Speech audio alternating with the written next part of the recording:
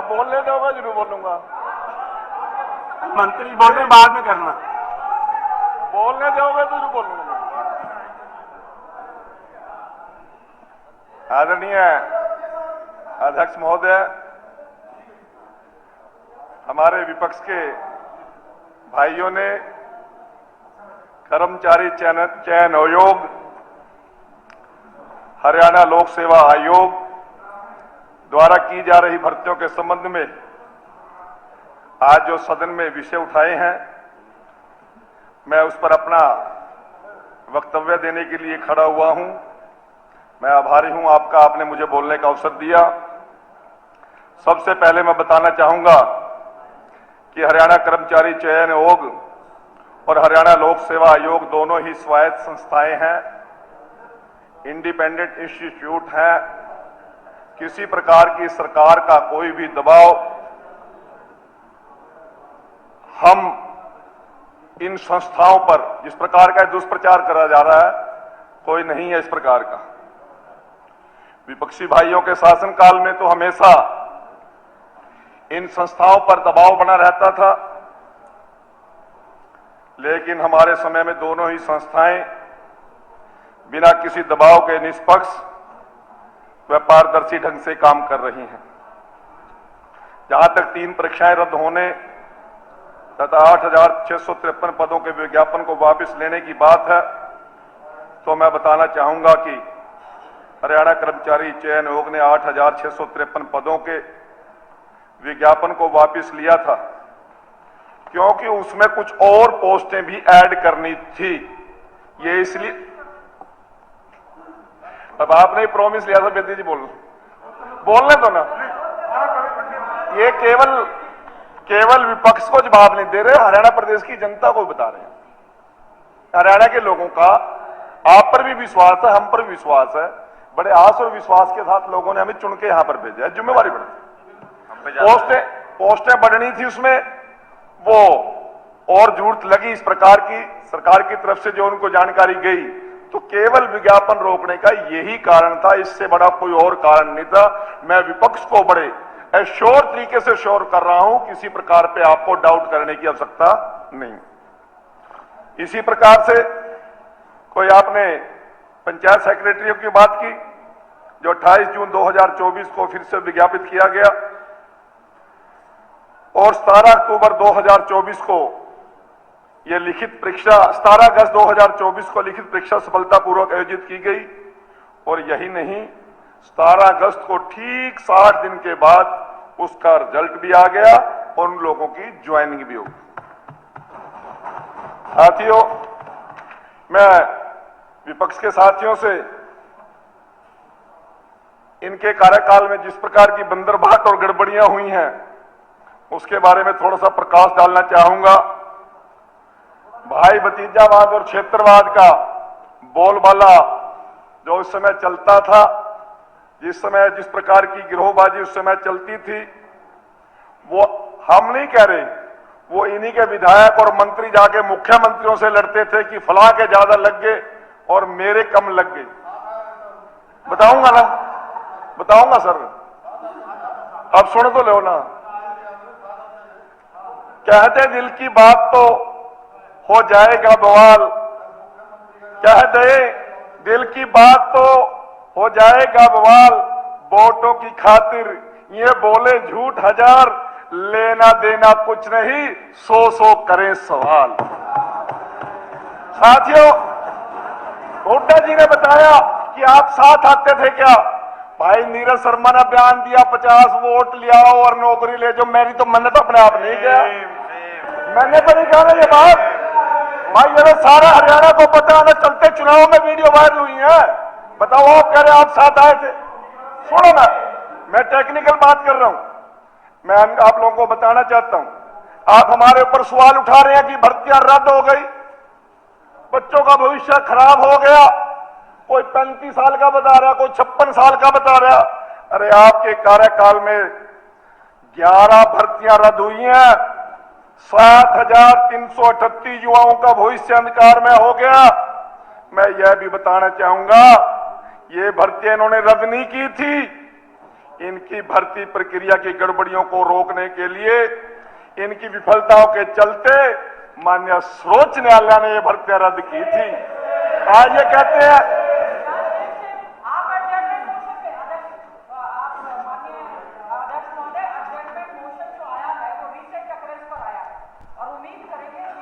मैं आ रहा हूं ना, आ रहे हैं अभी धीरे धीरे बोलने नहीं दे रहे, इनको बोलने नहीं दे रहे। अपने जो बोलते कोई बोलता नहीं है, अपना कोई बोलते तो बोलता नहीं है। गीता माननीय विधायक जी, आप रिसेंट इस मोशन की बात कर रहे हैं। आपके बोलने वाले माननीय विधायक ने तो स्कूलों में टीचर नहीं है, इसके ऊपर अपना काफी समय ले लिया और इसलिए इनके लिए समय तय है।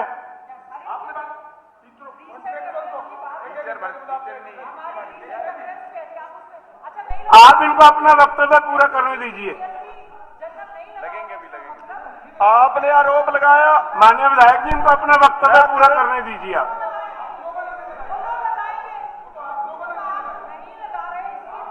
आपस में चर्चा नहीं, आपस में बातचीत नहीं। सर, ये मैं सारे साथियों, विपक्षी साथियों को पूछना चाहता हूं, मैं सभी को पूछना चाहता हूं।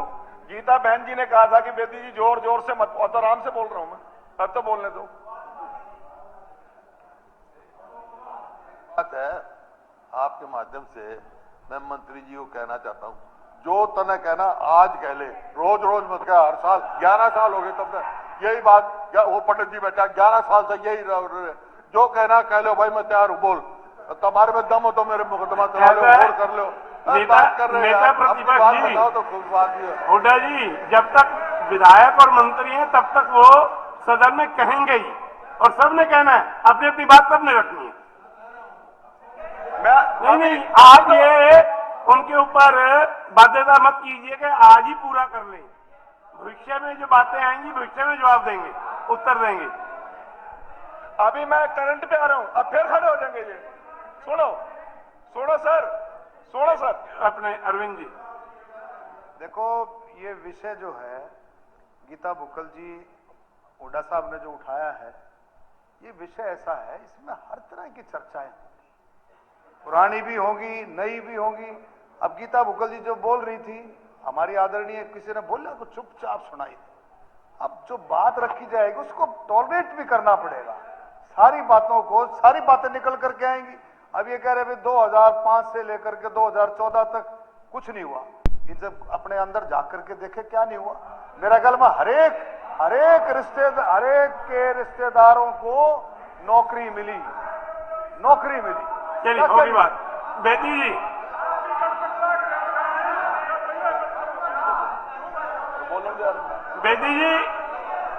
जी, प्लीज कंटिन्यू। बेदी जी, पूरा कीजिए वक्तव्य। हमारे विपक्षी भाइयों ने आरोप लगाया है, सुनो, बड़े जोर जोर से सभी ने डाटा एक ही लिख रखा। अब मना नहीं पता ये आफ्ताब की तैयारी है या बीबी बत्रा की तैयारी है। डाटा एक ही है, डाटा एक ही है। हमारे विपक्षी, अब बोल लो, एक ही होगा ना, क्वेश्चंस और एडवर्टीजमेंट और सारा डेटा तो एक ही होगा। आप कमाल कर रहे हो, भर्ती जितनी निकलेंगी। चलिए बेदी शुरू कीजिए। बेदी पूरा कीजिए, आगे बढ़िए। हमारे विपक्षी भाइयों ने यह भी आरोप लगाया है कि एई और एसडीओ की भर्ती बाहरी युवाओं की नौकरियां दी गई। मैं बताना चाहूंगा, अभी हमने गेट परीक्षा के पास हुए बच्चों को पावर यूटिलिटी मेरिट पर भर्ती किया है और उनमें लगभग 60% युवा हरियाणा से हैं। यह प्रक्रिया आपके कार्यकाल से चली आ रही है, हमने कोई चेंज नहीं किया। आप ही छोड़ के गए थे कि गेट के जो बच्चे होंगे उन्हीं को भर्ती करना है, हमने कोई चेंज ही नहीं किया, फिर भी आरोप हमारे ऊपर लगाओगे। मैं आप लोगों को बताना चाहता हूं, बहुत से युवाओं को बार बार कहते हैं कि आज मैं आपके साथ खड़ा हूं। भाई, जब ये गेस्ट टीचर भर्ती करने लग रहे थे तब भी आप लोग सरकार में हिस्सेदार थे, तब क्यों नहीं खड़े हुए? बार बार डीएससी की बात कर रहे हैं, एससी की बात कर रहे हैं, ओबीसी की बात कर रहे हैं, परंतु मैं पूछना चाहता हूं, जब गेस्ट टीचर भर्ती कर रहे थे उस समय किस प्रकार से एससी और एसटी रिजर्वेशन की वायलेशन हुई और उनकी जिंदगी किस प्रकार से बर्बाद करके गए। उनको 2014 में आके संभाला तो हमने संभाला और 58 साल की उनको रोजगार की गारंटी दी तो हमारी सरकार ने दी। एक एक गैस टीचर गांव से पकड़ पकड़ के लेके आए। कोई हेडमास्टर कोई भर्ती प्रक्रिया नहीं अपनाई, उस भर्ती प्रक्रिया में उन लोगों का भविष्य खराब करके चले गए। आज बात करते हैं हम एससी एसटी के साथ खड़े, ओबीसी के भी साथ खड़े। अरे भाई उस दिन भी खड़े होने चाहिए थे, उस दिन भी आप लोग सभी सरकार में थे। मैं आप लोगों को बताना चाहता हूं 3500 औद्योगिक सुरक्षा बल के नौजवानों को आप लोगों ने चौटाला द्वारा भर्ती किए हुओं को सड़कों पर छोड़ दिया और वो लोग 1-2 साल नहीं 10 साल कमीज निकाल के सड़कों पे प्रदर्शन करते रहे। इन्हीं के लोग थे। और जब 10 साल प्रदर्शन करते फिरते रहे उनको दोबारा वर्दी पहनाने का काम किया तो मनोहर लाल जी की सरकार ने किया। उनको एसपीओ लगाने का काम किया तो मनोहर जी की सरकार ने किया। हमारे ऊपर तो बड़े बड़े आरोप लगा दो, कोई दिक्कत नहीं, हम सुन रहे हैं। मैं आप लोगों से पूछना चाहता हूं पीटीआई की भर्ती किसने की थी भाई? हमने तो नहीं की थी, आप ही लोगों ने की थी। सुप्रीम कोर्ट ने बाहर निकाले और मेरे को पता कि मैंने मनोहर लाल जी से क्या रिक्वेस्ट करके उनको मास्टर जी को कहते हमें बेदी जी रोटी नहीं चाहिए, हम तो आज गांव में घर में पड़े पड़े, हम तो शर्मिंदगी होती है, घर से बाहर निकलते हैं, लोग कहते हैं मास्टर जी खड़ा हमें किस तरह न किस तरह एक बार हमारा मान सम्मान बचा दो। उन पीटीआई को और उन ड्राइंग टीचर को दोबारा रोजगार देने का काम किया तो हमने। आप लोग बात करते हो, बात करोगे एचपीएससी की, मेरे पास रिकॉर्ड है भाई, ज्यादा मुंह खुलवाने की जरूरत नहीं है।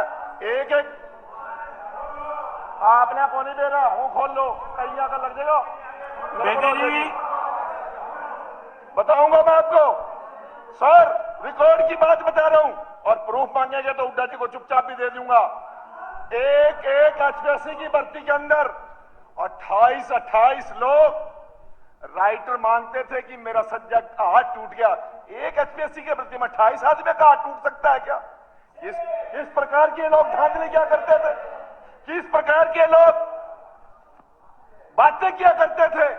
विधायकों और मंत्रियों को टकराव होता था, एक मंत्री को 14-15 कैंडिडेट दे दिए, उसी क्षेत्र का विधायक आके कहता है उसको 40 दे दिए, वो कहने लगा मेरे को कम क्यों दिए जी, एमएलए को ज्यादा क्यों दिए? कहने लगा भाई मंत्री वाली पोस्ट इसने दे दे तो ज्यादा ले जाए। ये तो जवाब हुआ करते थे और आज आप आरोप लगाते हो। आज कहोगे तो सुनोगे, कहोगे तो सुनोगे। जब आप बोल रहे थे, मैं आप लोगों को बताना चाहता हूं 2013 दिसंबर 2013 को इंडियन एक्सप्रेस के अंदर, हाँ प्रूफ दूंगा जी, प्रूफ दूंगा, मैं बताऊंगा आपको, मैं बताऊंगा ना। अरुण जी दिसंबर, इनको अपना वक्तव्य पूरा करने दें। 2013 को बिना प्रूफ कोई बात नहीं कर रहा हूं मैं, फिर बैठ जाओ आप। 13 दिसंबर 2013 को इंडियन एक्सप्रेस के अंदर यह बात,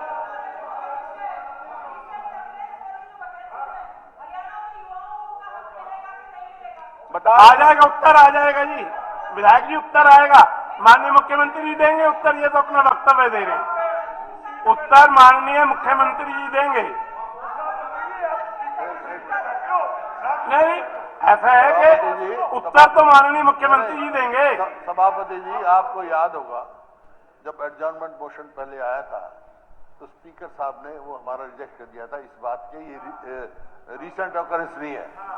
बात रीसेंट एडजॉर्नमेंट मोशन का मतलब होता है रीसेंट ऑकरेंस, उसकी कोई तुम्हारे को सफाई लेके को बात करनी, वो भी तो कर रहे हैं और 11 साल बोले 11 साल हो गए तुम्हारे को, तब ये कोई बात है? तो भाई ये जो कहा है आप ये कहें, देखो ऐसा माननीय हुड्डा जी, मेरे को बोलने तो अगर आप ये कहें कि भाई जो दिया है इन्होंने, आप लोग कह रहे हो कि कट ऑफ लिस्ट हमने तय किया, एचपीएससी की कट ऑफ लिस्ट हमने तय नहीं की, वो आपके टाइम में भी थी 45%।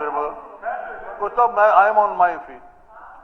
अगर ये कहें कि भाई जो इन्होंने दिया है डाटा, जो भी फैक्ट्स फिगर दिए हैं उसमें ये गलती है, हम स्वीकार करेंगे कहीं गलती होगी।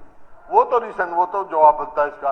11 साल पहले ये हुआ, प्रूफ किसी का नहीं, हवाई फायर कर रहे हैं, ये ठीक नहीं है, ये शोभा नहीं देता उसको। ऐसा है माननीय नेता प्रतिपक्ष, मैंने कल भी एक शब्द का प्रयोग किया था, पर उपदेश कशुर बहुतेरे।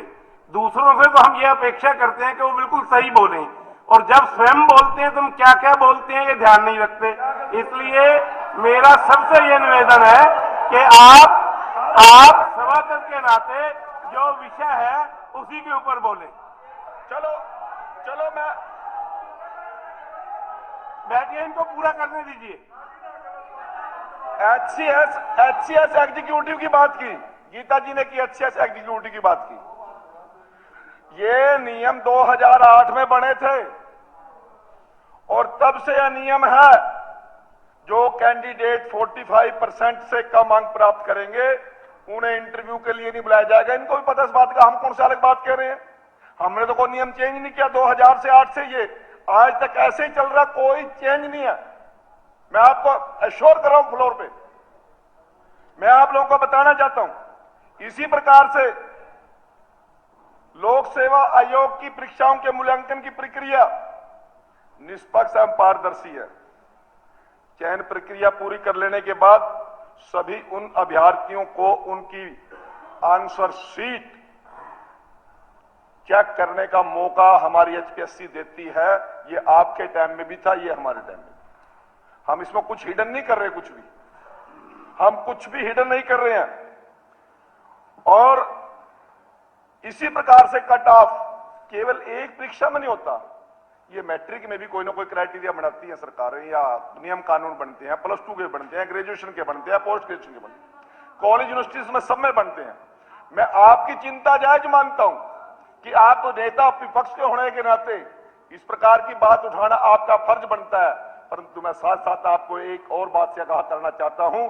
जिस प्रकार से आप लोगों ने बाहरी का प्रचार कर रखा है, हमारे बच्चे भी दिल्ली के अंदर रोजगार कर रहे हैं। आज चंडीगढ़ पुलिस के अंदर, सुनो अब नाट धलाओ जी, मैं आप साहब ला रहे, चलिए वाइंड अप कीजिए आप। अरे सुन ले भाई यार, बलराम सुन ले यार, कोई खाम रोले पर करूंगा भाई साहब, आधा सर मैं निवेदन करूंगा। अभी आदरणीय हमारी सदस्य गीता बुक्कल जी बोल रही थी, और बोलते बोलते उन्होंने भाषण में बोला, मैं सुन रहा था बड़े इत्मीनान से, कि हमारे बच्चों ने गुजरात में टॉप किया, हमारे बच्चों ने राजस्थान में टॉप किया, हमारे बच्चों ने दिल्ली में टॉप किया। भाई हमारे बच्चे भी तो जा रहे हैं ना अदर स्टेट में, इस देश में ही तो है ना, इस देश में ही है ना वो भी। आप नहीं वो वही कह रहे ना, वो देखिए ये सही कह रहे हैं, हमारे बच्चे भी बाहर जाते हैं, भारत भी यहाँ आ सकते हैं, लेकिन परसेंटेज का सवाल है। सवाल इस बात का है, इतने परसेंट किसी स्टेट में दिखा दो, किसी स्टेट में क्लास 1 दिखा दे, इतनी उस स्टेट से बाहर के बच्चे लगे, तो मैं सारी बात को वापस दूं। तो वाइंड अप कीजिए, बाहर के चलिए पूरा कीजिए अपना वक्तव्य, पूरा करें। मैं आपको, हुड्डा जी कह रहे हैं आपके पास क्या प्रूफ है, वो गुरुजी बोलन दे तो नहीं रहे, आप लोग कमाल कर रहे हैं। आप रोक रहे हो, मैं क्या रोक रहा हूं, मेरे तो 2 पेज हो रहा है बस। चलिए पूरा कीजिए, बाकी तो मुख्यमंत्री ले आएंगे। बेदी पूरा सुनो सर, आपने मेरे से पूछा, अशोक रोड जी ने पूछा कि आपके पास क्या प्रूफ है। भाई हाई कोर्ट से रिजेक्ट हुई भर्तियां, सुप्रीम कोर्ट से रिजेक्ट हुई भर्तियां, उससे बड़ा प्रूफ आपको कौन सा चाहिए भाई। दूसरी बात बलराम दांगी बोल रहा है, मैं आप लोगों को बताना चाहता हूं, भाई आप लोग हमारे ऊपर 100 उंगली उठा रहे हैं, हम कुछ नहीं कह रहे, परंतु हम आपकी चिंता से बिल्कुल वाकिफ हैं। आपको नेता प्रतिपक्ष और नेता विपक्ष में आप विधायक को चुन के आए, आपको आवाज उठानी चाहिए, आपने उठाएगा तो कौन उठाएगा, परंतु नीरा झूठ तो नहीं बोले करो यार, सारा तो सच्ची बात करना ही नहीं यार।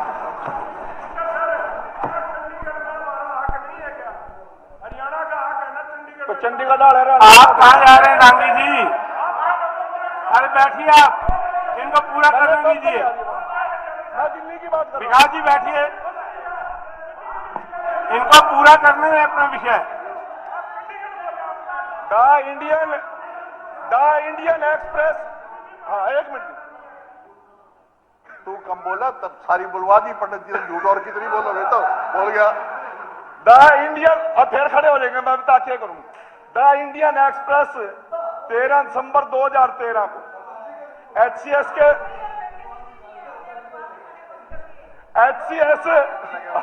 वाइंड अप कीजिए, वाइंड के अप। लिए चुने गए 30 कैंडिडेट में से कम 2/3 असरदार ब्यूरोक्रेट समेत नेताओं के रिश्तेदार है। नाम पढ़ूंगा तो गलत गड़बड़ हो जाएगी, परंतु पढ़वाना चाहते तो पढ़ लें। पढ़ दो गायत्री हुड्डा राजेंद्र सिंह हुड्डा की बेटी, जो मुख्यमंत्री हुड्डा के भतीजे हैं। मीनाक्षी दहिया, ये देखो मैं कह रहा हूं। बेदी जी, एकता चोपड़ा। बेदी समय हो गया, वाइंड अप कीजिए, वाइंड अप करो। वाइंड अप कर रहा हूं जी। हाँ जी, अब ये बात कर रहे हैं, चलो ये ले लो। मेरे हक है। मैंने कहा है कि जो मुख्यमंत्री जी भूपेंद्र सिंह हुड्डा के भतीजा है, मेरा कोई भतीजा ही नहीं है राजेंद्र सिंह। वो तो अखबार की, वो तो की समाचार पत्र की कटिंग पढ़ रहे हैं जी, समाचार न्यूज पेपर की कटिंग पढ़ रहे हैं, उसमें लिखा हुआ है था। समाचार का क्या मतलब, समाचार नहीं पढ़ सकते, समाचार की कटिंग नहीं पढ़ सकते, वो इंडियन एक्सप्रेस नहीं पढ़ सकते, वो नहीं पढ़ सकते समाचार की रूलिंग। जो समाचार की कटिंग पढ़ के कह सकते हैं। चलिए बैठिए, उनको पूरा करने दीजिए। चलो, आज मेरे विपक्ष के साथी भर्तियों को लेकर हम पर नजरा झाड़ रहे हैं। भर्ती समय पे नहीं होती भाई, भर्ती रोको कहेंगे, हाई कोर्ट में किसने छोड़ रखी है। दूसरी बात, ये जोर शोर लगा रहे हैं कि SC की भर्ती नहीं हो रही, BC की भर्ती नहीं हो रही, OBC की भर्ती नहीं हो रही। भाई ये not found eligible candidate, not found suitable candidate, ये वर्ड कांग्रेस का दिया हुआ है, हमने तो दिया नहीं। हमारा पहले तब ही छापे कर नॉट फाउंड सुटेबल। दूसरी बात, आज मेरे को एक बात की हैरानगी हो रही है, बार बार करें DSC की पोस्टें खाली जा रही हैं जी, DSC की पोस्टें खाली जा रही हैं जी। भाई DSC की पोस्टें खाली जा रही हैं, चुनाव से पहले DSC आने तर पर गए, DSC की बात करियो जी, करोड़ ना पावा, चुनाव खराब हो जाएगा। महाराज DSC की चिंता कर रहे। अरे DSC की चिंता करने के लिए तो नायब सिंह सैनी बैठा है, आप लोगों को चिंता करने की जरूरत नहीं। अंत में मैं एक बात कहता हूं, अंत में मैं एक बात कहता हूं। बता देता हूं, आप बता दो आपके माध्यम से, हम 5 भाई हैं। भाई कौन से भाई का लड़का है राजेंद्र सिंह, उसके भाई का नाम बाप, उनके बाप बता दे। हम 5 भाई हैं, सगे भाई 5 हैं, कौन से भाई का बेटे का नाम राजेंद्र सिंह है, मेरे को बता दे भाई। नहीं पता तो फिर क्यों बोलता है। बात सारी सभा के अंदर, एक मिनट नहीं, चलो एक बता दो। मैंने सारे काबिल बच्चे इन पॉलिटिकल लीडर के अगर 2014 से पहले ही पैदा होते थे कि ईद क्या दिन होंगे, वहां कड़े गए बालक बेदी वाइंड अप कीजिए। एक का भी नाम लिस्ट में नहीं आता, एक का भी नाम लिस्ट में नहीं आता। बेदी जी वाइंड अप करो। हरियाणा के बेटे बेटियां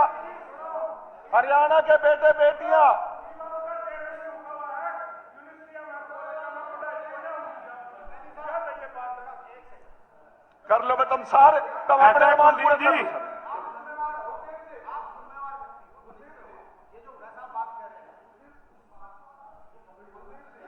नहीं, इनके 5 भाइयों में कोई भी नहीं है, और वो कह रहे हैं ना। राइटर का नाम बता। एक मिनट भाई, यो वरिंदर भाटिया पत्रकार ने छाप रखी है खबर, मन्ना तो छाप। एक मिनट प्लीज भी, अरे एक मिनट, आप बात को आगे बढ़ने दें यार।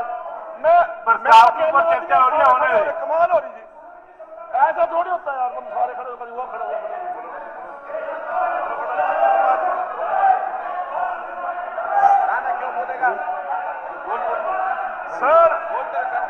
स्पीकर बैठिए बैठिए बैठिए, आप स्पीकर साहब। वाइंड अप कीजिए जी, अगले वक्ता का नाम नहीं लेना पड़ेगा। लाइक्स और फॉलो, आप लाइक्स और फॉलो में बैठिए, आप जस्सी जी बैठिए, लाइक्स। प्लीज बैठिए, बैठिए आप अरे स्पीकर साहब बोल रहे, बैठ जाना। आप पूरा कीजिए जल्दी, सर, मैं कंक्लूड प्लीज पूरा कीजिए। कंक्लूड कर रहा हूं मैं, बिल्कुल कर रहा हूं। सर, कांग्रेसिया की स्थिति तो इस टाइम वो हो गई है, लाइक्स और फॉलो से ही जोश जगाते हैं। ये वो ही नेता हैं जो सिर्फ पोस्टों में ही देश बचाते हैं, फोटो शूट के बाद पोस्ट में हम दर्द बन जाते हैं, असल में जमीन के नहीं सोशल मीडिया के नेता कहलाते हैं। आदित्य देवीलाल जी।